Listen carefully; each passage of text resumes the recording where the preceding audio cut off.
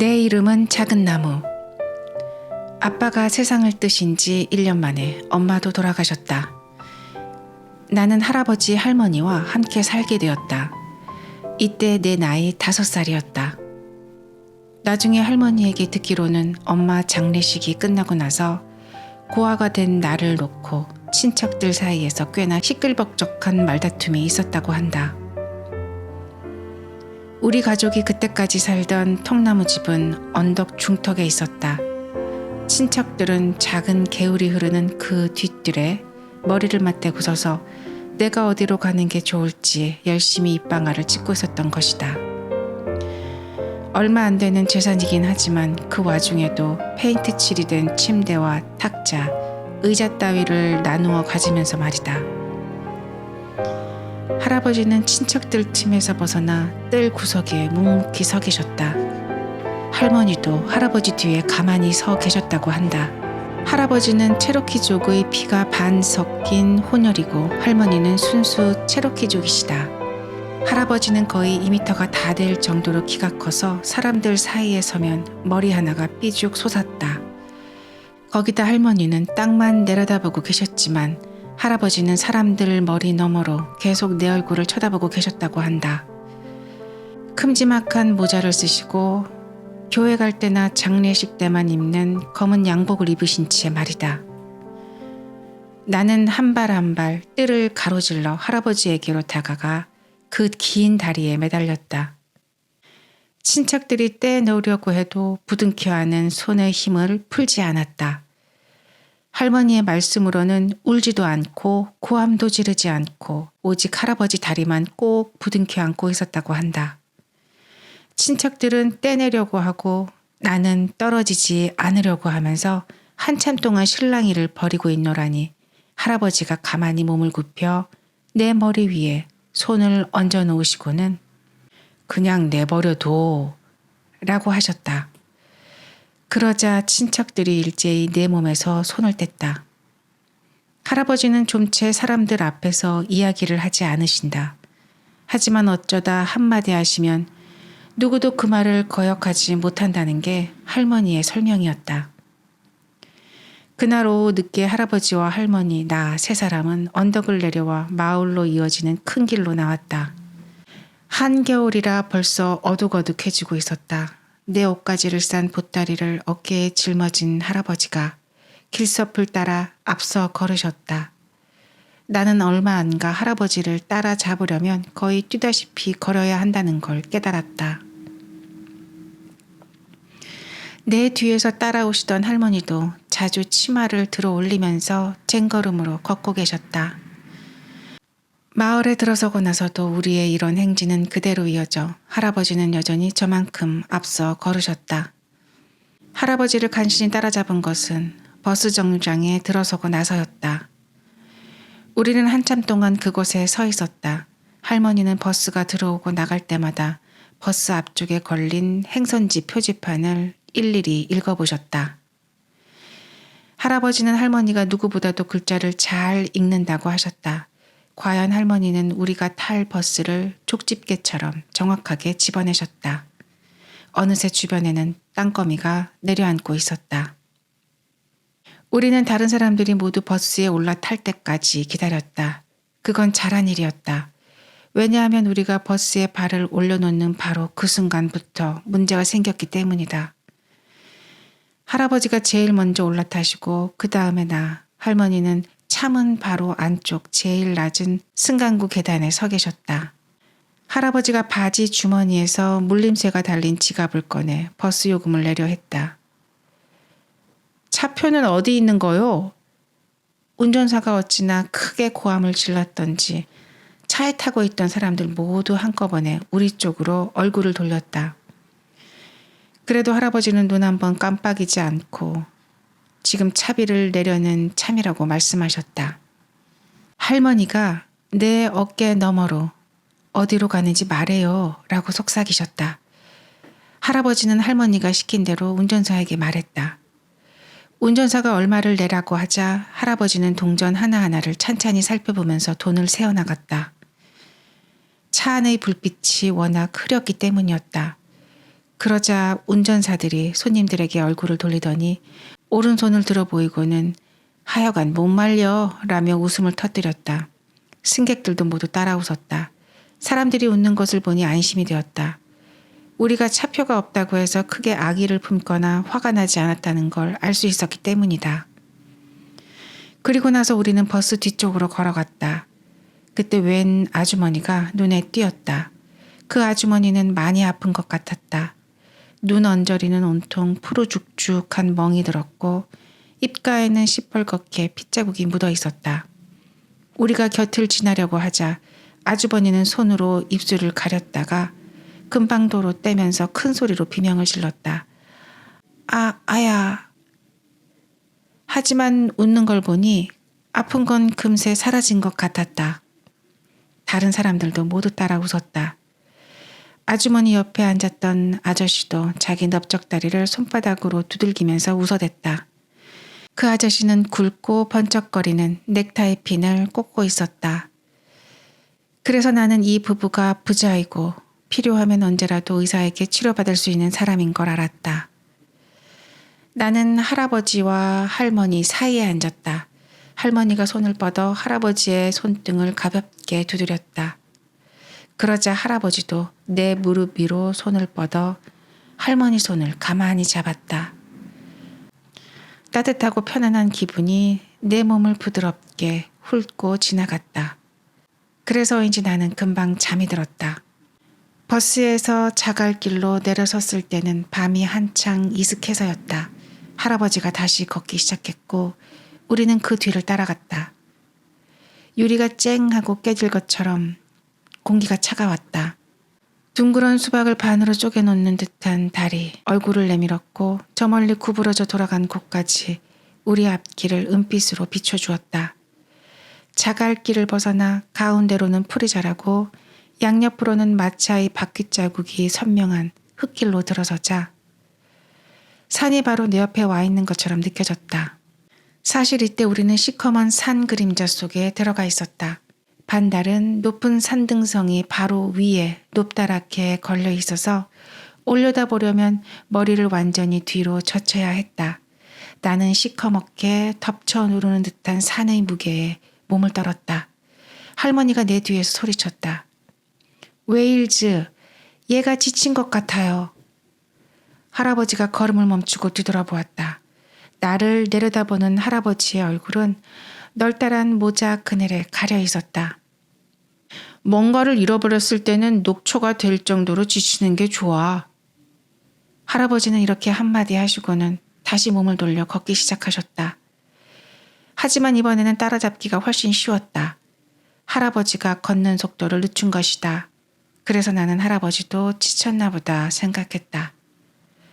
그렇게 한참을 더 걸어가자 바퀴자국이 난 널찍한 길도 끝나고 한 사람이 겨우 지나갈 만한 좁은 산길로 들어섰다. 언뜻 생각으로는 우리가 산을 짓밟으면서 앞으로 나갈 것 같았는데 실제로 걸어보니 산이 손을 벌려 온몸으로 감싸주는 듯한 느낌이 들었다. 발자국 소리가 조금씩 울리기 시작했다. 주위에 뭔가 꿈틀거리는 것들이 있었다. 만물이 다시 살아나기라도 하는 것처럼 작은 휘파람 소리와 숨소리들이 나무들 사이에서 새어나오기 시작했다. 이제 춥지도 않았다. 길 옆에서는 달강거리는 소리와 깐닥거리는 소리, 술렁이는 소리들이 뒤섞여 흘러갔다. 바위 위를 굴러내려오면서 멈추는 곳마다 여우를 만들고 다시 굴러내려가는 시냇물 소리였다. 이제 우리는 깊은 계곡 속으로 들어서고 있었다. 어느새 반달은 맞은편 산등성이 뒤에 숨은 채 뿌연 은빛만을 하늘 가득히 토해내고 있었다. 덕분에 계곡에는 회색빛 아치 같은 것이 드리워져 우리 모습을 희미하게 밝혀주었다. 할머니가 뒤에서 콧노래를 부르기 시작하셨다. 인디언 노래였다. 굳이 가사를 붙여 부르지 않아도 어떤 노래인지 대충 짐작이 갔다. 듣고 있노라니 마음이 편해졌다. 그때 갑자기 개 짖는 소리가 들렸다. 나는 화들짝 놀랐다. 길고도 구슬픈 듯한 울음소리가 오열하는 듯한 긴 여운을 남기고 울려 펴지면서 산속으로 도로 사라졌다. 할아버지가 쿡 하고 웃으셨다. 저건 모드라는 놈이야. 코로 냄새를 맡지 못하니까 귀로 어떻게 해보려는 거지. 잠시 후 우리는 여러 마리의 개에게 둘러싸였다. 개들은 할아버지 주위에서 낑낑거리기도 하고 처음 보는 내 냄새를 맡으려고 킁킁거리기도 했다. 모두가 짖는 소리가 또 들렸다. 이번에는 아주 가까웠다. 할아버지가 그만해 모드 하고 소리 지르자 그 소리 임자가 누군지 알아챈 모드는 손살같이 달려와 우리에게 뛰어들었다. 그리 넓지 않은 개울 위에 걸쳐진 통나무 다리를 건너고 나니 조그만 오두막집이 있었다. 그 집은 산을 등지고 서 있었는데 앞쪽으로는 기다란 베란다가 시원스럽게 뻗어 있었고 뒤쪽으로는 커다란 나무들이 서 있었다. 오두막집 가운데로는 약간 폭이 있는 마루가 있었고 그 양옆으로는 방들이 있었다. 마루 양끝은 그대로 바깥으로 통하게 되어 있었다. 그것을 마루라고 부르는 사람들도 있었지만 산 사람들은 개통로라고 불렀다. 개들이 주로 그곳으로 들락거렸기 때문이다. 이 마루를 사이에 두고 한쪽에는 부엌 겸 식당 겸 거실로 쓰는 커다란 방이 있었고 다른 쪽에는 침실 2개가 있었다. 하나는 할아버지와 할머니가 함께 쓰는 침실이었다. 다른 하나를 내 방으로 쓰기로 했다. 히코리 나무로 만든 테두리에다 사슴 가죽을 잘 묶어서 만든 침대는 부드럽게 쿨렁거렸다. 침대의 눈이 열린 창문으로 개울가에 서 있는 나무들이 희미한 빛 속에서 귀신처럼 시커멓게 보였다. 울컥 엄마 생각도 나고 낯선 곳에 와 있다는 두려움이 몰려왔다. 그때 누군가가 내 머리를 쓰다듬었다. 침대 옆 마룻바닥에 계시던 할머니였다. 할머니는 널따란 치맛자락을 마루에 펼치고 흰 머리가 많이 섞인 따은 머리를 어깨에서 무릎으로 늘어뜨리고 앉아 계셨다. 할머니도 나처럼 창밖을 바라보고 계셨다. 이윽고 할머니가 낮고 부드러운 소리로 노래하기 시작했다. 숲도 가지를 스치는 바람도 이제 모두 그가 온 걸 알지. 아버지 산이 노래 불러 맞아준다네. 아무도 작은 나무를 무서워하지 않아. 작은 나무가 착한 걸 아니까 모두가 소리 높여 노래하지. 작은 나무는 외톨이가 아니야. 장난꾸러기 라이나도 졸졸졸졸 물소리를 울리며 즐겁게 춤추며 산을 내려간다네. 내 노래 들어봐요. 우리 형제가 찾아왔어요. 작은 나무는 우리 형제. 작은 나무가 여기 있어요. 어린 사슴 우수지도 메추라기 미네리도 까마귀 가그까지 노래 부르네. 작은 나무는 상냥하고 강하고 용감하다네. 작은 나무는 절대 외톨이가 아니야. 할머니는 노래를 부르면서 몸을 천천히 앞뒤로 흔들었다. 그러자 나도 바람이 제잘거리고 시냇물 라이나가 내 이야기를 노래 부르며 형제들에게 전하는 소리를 들을 수 있었다. 나는 노래 속의 작은 나무가 바로 나라는 걸 알고 있었다. 산 형제들이 날 좋아하고 나하고 같이 있고 싶어하는 걸 보니 기뻤다. 그래서 나는 울지도 않고 편안하게 잠이 들었다. 자연의 이치.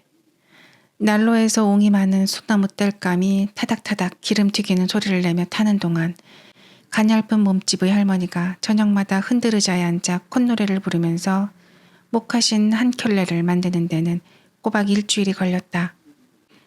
할머니는 먼저 갈고리 칼로 사슴 가죽을 찢어서 끈을 만든 다음 빙 돌아가며 테두리를 꿰맸다. 이렇게 해서 구두가 완성되자 이번에는 그것을 물에 담갔다. 이 젖은 구두를 신고 방 안을 왔다 갔다 하면서 구두를 말리는 일은 내 몫이었다. 이렇게 말리면 신발이 발에 딱 맞아 공기처럼 가볍게 느껴진다. 그날 아침 자리에서 일어나 멜빵 바지를 입고 잠바 단추를 잠그고 나는 드디어 목화신 속에 가만히 발을 집어넣었다. 주위는 아직 어둡고 추웠다. 나뭇가지를 뒤흔드는 아침 바람조차 불지 않은 이른 시각이었다. 할아버지는 새벽에 일찍 일어나면 산 꼭대기까지 데리고 가겠다고 하셨다. 그러나 깨워주겠다고는 하시지 않았다. 남자란 아침이 되면 모름지기 제 힘으로 일어나야 하는 거야. 할아버지는 조금도 웃지 않은 얼굴로 나를 내려다보시며 이렇게 말씀하셨다. 그렇지만 할아버지는 자리에서 일어나신 후 여러 가지 시끄러운 소리를 내셨다. 내 방벽에 쿵 하고 부딪히기도 하고 유난스레 큰 소리로 할머니에게 말을 걸기도 하셨다. 사실 나는 그 소리 때문에 눈을 뜬 것이다. 덕분에 한 발 먼저 밖으로 나간 나는 개들과 함께 어둠 속에 서서 할아버지를 기다릴 수 있었다. 아니, 벌써 나와 있었구나. 할아버지는 정말 놀랍다는 얼굴로 말했고, 예, 할아버지. 내 목소리에는 뿌듯한 자랑이 묻어 있었다. 할아버지는 우리 둘레를 공중공중 뛰어다니는 개들에게 손가락을 내밀고 너희들은 그냥 있거라 라고 지시했다. 개들은 꼬리를 사리면서도 촐라대듯이 코를 킁킁거렸다. 모두는 컹컹 짖기까지 했다. 그렇지만 어느 개도 우리를 따라오지 않았다. 모두들 그 자리에 그대로 서서 빈털을 빠져나가는 우리를 실망한 눈빛으로 바라보고 있었다. 나도 시냇가 둑길을 따라 만들어진 야트막한 오르막길을 올라가 본 적이 있었다. 꼬불꼬불 구부러진 그 길을 따라 더듬어 가다 보면 꽤 널찍한 풀밭이 눈앞에 펼쳐진다. 할아버지는 그곳에서 마구간을 지어 노새와 소를 기르고 계셨다. 그러나 오늘 아침에는 그쪽 길로 가지 않고 곧장 오른쪽으로 꺾어지더니 산허리를 돌아 올라가기 시작하셨다. 이 길은 계곡을 따라 이어지는 길이 그렇듯이 꽤 가파른 경사를 이루면서 위로 이어져 있었다. 나는 급한 경사를 온몸으로 느끼면서 종종 걸음으로 할아버지 뒤를 따라 걸어갔다. 그런데 그전과는 뭔가 다른 게 느껴졌다. 할머니가 말씀하신 대로 어머니인 돼지 모노라가 내 목화신을 통해 나에게 다가온 것이다. 여기서는 볼록 튀어나오거나 밀쳐 올라오고 저기서는 기우뚱하거나 움푹 들어간 그녀의 존재가 내 몸으로 전해져 왔다. 그리고 혈관처럼 그녀의 몸 전체에 퍼져 있는 뿌리들과 그녀 몸 깊숙이 흐르는 수맥의 생명력들도 어찌나 친절하고 부드러운지 그녀의 가슴 위에서 내 몸이 통통 튀는 것 같았다. 모두가 할머니가 말씀하신 그대로였다. 차가운 공기 탓에 내 입김은 뿜어져 나올 때마다 작은 구름을 이루었다. 저 멀리 아래쪽에 개울이 놓여 있는 게 보였다. 벌거벗은 나뭇가지 아래로 이빨처럼 자라난 고드름들에서는 물방울이 똑똑 떨어졌다. 더 높이 올라가니 길바닥에도 얼음이 깔려 있었다. 이제 어둠은 사라지고 새벽 회색빛이 사방을 뒤덮었다. 할아버지가 멈춰서서 길섭 쪽을 가리켰다. 여기가 야생 칠면조가 다니는 길이야. 한번 보련? 나는 쪼그리고 앉아서 그 작은 발자국들을 보았다. 그것은 가운데가 동그란 자국을 중심으로 사방으로 퍼져나간 줄무늬 모양이었다. 이제 덫을 놓아볼까?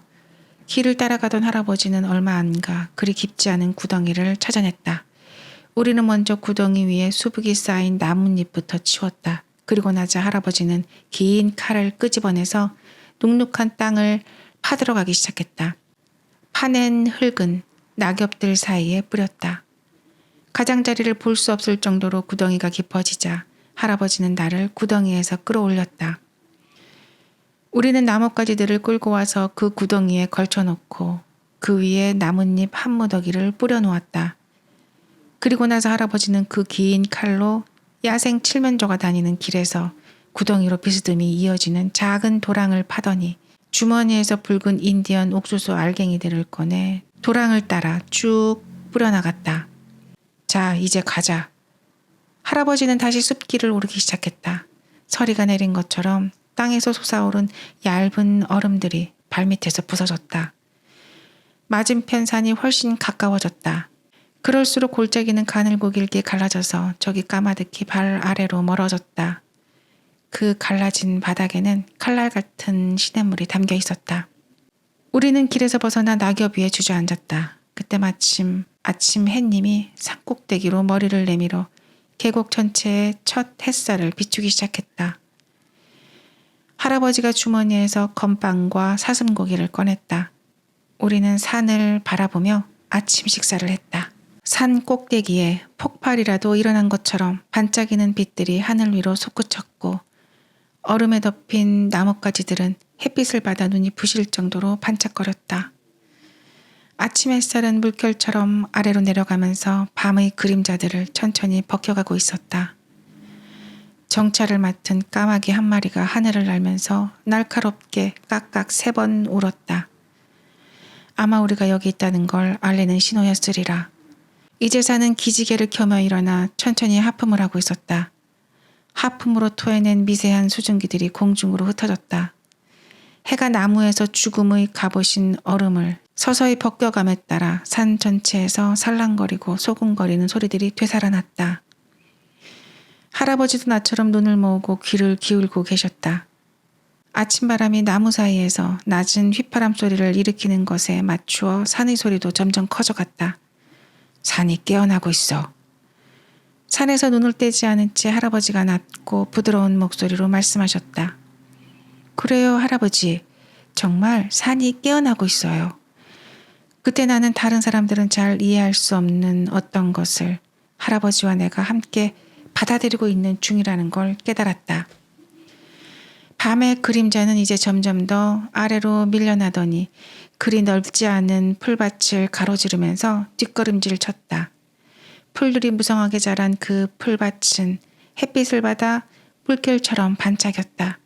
그 풀밭은 산의 품속에 푹 안겨있는 모양새였다. 할아버지가 손가락으로 가리키는 곳을 보니 메추라기들이 퍼덕거리고 날아다니면서 풀씨를 쪼아먹고 있었다. 다시 손을 든 할아버지가 이번에는 얼어붙은 듯한 푸른 하늘을 가리켰다. 구름 한 점 없이 맑은 하늘이었는데도 처음에는 아무것도 보이지 않았다. 그러다가 저 멀리 하늘 가장자리 쪽에서 얼룩 같은 것이 점점 커지며 다가왔다. 그림자가 자기보다 앞서가지 않도록 태양을 정면으로 마주해서 날아오던 그새는 갑자기 속도를 줄이는가 싶더니 산허리 쪽으로 방향을 틀었다. 스키 선수처럼 순식간에 나뭇가지 끝의 하늘 위로 날아온 그새는 날개를 반쯤 접더니 마치 갈색 총알처럼, 아니 그보다 더 빨리 메추라기를 향해 날아왔다. 할아버지가 쿡 하고 웃으셨다. 저놈은 탈콘메란다. 메추라기들이 후두두 날아오르면서 잽싸게 숲속으로 달아났다. 한데 그만 한 마리가 쳐주고 말았다. 매는 바로 그놈에게 달려들었다. 깃털이 하늘로 흩어지고 2마리의 새는 한데 엉켜 땅으로 떨어졌다. 매의 날카로운 부리가 메추라기를 연방 쪼아댔다. 잠시 후 다시 하늘로 날아오른 매의 발톱에는 죽은 메추라기가 쥐어 있었다. 매는 다시 산허리 쪽으로 날아가더니 아득히 사라져버렸다. 나는 울지 않았다. 하지만 슬픈 얼굴을 하고 있었나 보다. 할아버지가 이렇게 말씀하시는 걸 봐서 말이다. 슬퍼하지 마라, 작은 나무야. 이게 자연의 이치라는 거다. 탈콘매는 느린 놈을 잡아갔어. 그러면 느린 놈들이 자기를 닮은 느린 새끼들을 낳지 못하거든. 또 느린 놈의 알이든 빠른 놈 알이든 가리지 않고 메추라기 알이라면 모조리 잡아치우는 땅쥐들을 잡아먹는 것도 탈콘매들이란다. 말하자면 탈콘매는 자연의 이치대로 사는 거야. 메추라기를 도와주면서 말이야. 할아버지가 칼로 땅을 파더니 부드러운 뿌리를 뽑아냈다. 껍질을 벗기자 겨울용으로 비축된 즙이 방울져 솟아올랐다. 그것을 반으로 잘라 두꺼운 쪽을 나에게 주신 할아버지는 다시 부드럽게 말을 이었다. 그게 이치라는 거야. 누구나 자기가 필요한 만큼만 가져야 한다. 사슴을 잡을 때도 제일 좋은 놈을 잡으려고 하면 안 돼. 작고 느린 놈을 골라야 남은 사슴들이 더 강해지고 그렇게 해야 우리도 두고두고 사슴고기를 먹을 수 있는 거야. 흑표범인 파코들은 이 사실을 잘 알고 있지. 너도 꼭 알아두어야 하고. 여기까지 말한 할아버지는 웃음을 터뜨렸다. 꿀벌인 TV들만 자기들이 쓸 것보다 더 많은 꿀을 저장해두지. 그러니 곰한테도 뺏기고 너구리한테도 뺏기고 우리 체로키한테도 뺏기기도 하지. 그놈들은 언제는 자기가 필요한 것보다 더 많이 쌓아두고 싶어하는 사람들과 똑같아. 뒤룩뒤룩 살찐 사람들 말이야. 그런 사람들은 그러고도 또 남의 걸 빼앗고 싶어하지. 그러니 전쟁이 일어나고 그러고 나면 또 길고 긴 협상이 시작되지. 조금이라도 자기 몫을 더 늘리려고 말이야. 그들은 자기가 먼저 깃발을 꽂았기 때문에 그럴 권리가 있다고 생각하지. 그러나 사람들은 그놈의 말과 깃발 때문에 서서히 죽어가는 셈이야. 하지만 그들도 자연의 이치를 바꿀 수는 없어. 우리는 산길을 따라왔던 길을 도로 내려왔다. 야생 칠면조 함정에 도착했을 때쯤에 벌써 해가 우리 머리 위에 높이 떠 있었다. 아직 함정은 보이지도 않는데 칠면조 소리부터 들렸다. 칠면조들이 구덩이에 빠진 것이다. 제놈들도 어지간히 놀랐는지 연방 꾀꾀거리며 소리를 질러대고 있었다. 할아버지, 입구가 막힌 것도 아니잖아요. 그냥 머리를 숙이기만 하면 나올 텐데 왜 안 그러죠? 할아버지는 배를 깔고 엎드린 채 구덩이 속으로 손을 집어넣어 요란스럽게 떠들어대는 칠면조 한 마리를 끄집어냈다. 끈으로 그놈 발을 묶고 난 할아버지가 나를 쳐다보며 싱긋 웃으셨다. 칠면조란 놈들도 사람하고 닮은 데가 있어. 이것 봐라. 뭐든지 다 알고 있는 듯이 하면서 자기 주위에 뭐가 있는지 내려다 보려고는 하지 않아. 항상 머리를 너무 꼿꼿하게 쳐들고 있는 바람에 아무것도 못 배우는 거지. 그 버스 운전사처럼요? 나는 할아버지를 몰아세우던 그 버스 운전사를 잊을 수가 없었다. 버스 운전사? 의아한 얼굴로 되묻던 할아버지는 그제야 생각이 났는지 웃음을 터뜨렸다. 구덩이 속에 머리를 넣어서 또 다른 칠면조를 꺼내는 동안에도 할아버지는 웃음을 멈추지 않으셨다. 그래, 그 버스 운전사처럼 그 사람도 지금 이 칠면조처럼 꾀꾀거려 됐으니까 그럴지도 모르지. 하지만 작은 나무야. 그건 어디까지나 그 사람이 짊어지어야 할 짐이란다. 우리한테는 아무 문제도 없으니까 신경 쓸 필요 없단다. 할아버지는 다리를 묶은 칠면조들을 땅바닥에 늘어놓았다. 모두 6마리였다. 그놈들을 손가락으로 가리키면서 할아버지는 다시 말을 이었다. 나이는 대충 다 비슷한 것 같다. 부리 두께를 보면 알 수가 있거든. 우린 3마리면 충분하니까 작은 나무야. 내가 골라보렴. 나는 그놈들 주위를 빙 돌다가 땅에 털썩 주저앉아서 한 놈 한 놈 자세히 관찰했다. 그러다가 일어나서 다시 그 둘레를 한 바퀴 돌았다. 신중해야 했다. 결국 나는 손과 무릎으로 땅바닥을 짚고 칠면조들 사이를 기어다니면서 비교를 하고 나서야 그 중에서 가장 작은 새 놈을 집어낼 수 있었다. 할아버지는 아무 말도 하지 않고 나머지 3마리의 다리에 묶인 끈을 풀어주었다. 풀려난 놈들은 날개를 파닥거리면서 저 아래쪽 산허리로 달아나 버렸다. 남은 3마리 중 2마리를 어깨에 짊어진 할아버지가 다른 1마리를 가리켰다. 저놈은 내가 가져갈 수 있지? 예, 할아버지. 대답은 했지만 과연 내가 잘했는지는 알 수가 없었다. 뼈가 두드러진 할아버지의 얼굴에 장난스러운 웃음이 서서히 번져갔다. 너 이름이 작은 나무가 아니었더라면 작은 매라고 했을 거야.